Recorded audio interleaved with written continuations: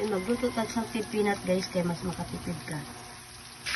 Ganito lang pagluto ng salted peanut guys. Isabay mo lang yung bawang at saka yung mani. Haluin mo lang siya. Consistent ang paghalo para di masunog ang mani at ang bawang. Ayan na guys, pag nag-brown na yung ating mani at saka yung bawang, i-off na natin yan siya para hindi siya masunog. So yan ang sikreto guys. Kita nyo yung ano niya, yung kanyang bawang. Ayan eh. Ayan yung bawang niya. So, sabay-sabay yan sila maluto ang mani at ang bawang. So mauni akong favorite talaga guys, mani ever since salted peanut.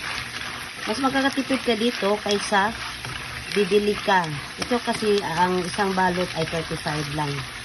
Tapos, pag bibili ka sa yung nagtitinda dyan sa mga tabi-tabi, ang 10 piso mo, ganito lang ano, ganito lang karami. So, maliit lang talaga siya, konti lang. So, kumpara sa ito, 35 piso sa lahat. So, ang dami na yan, diba? Ayan, naluto na yung ating salted peanut. Kailangan natin i-off kasi luto na yan.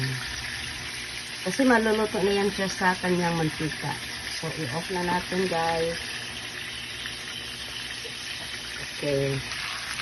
Naka-off na yung ating stove at luto na yung ating salted peanut. So, kailangan consistent talaga ang pag mix, pag halo-halo. Likos-likos lang para hindi siya masunog. Ayan na, luto na yung ating salted peanut. DIY. Lutong bahay. Thank you guys for watching. Bye.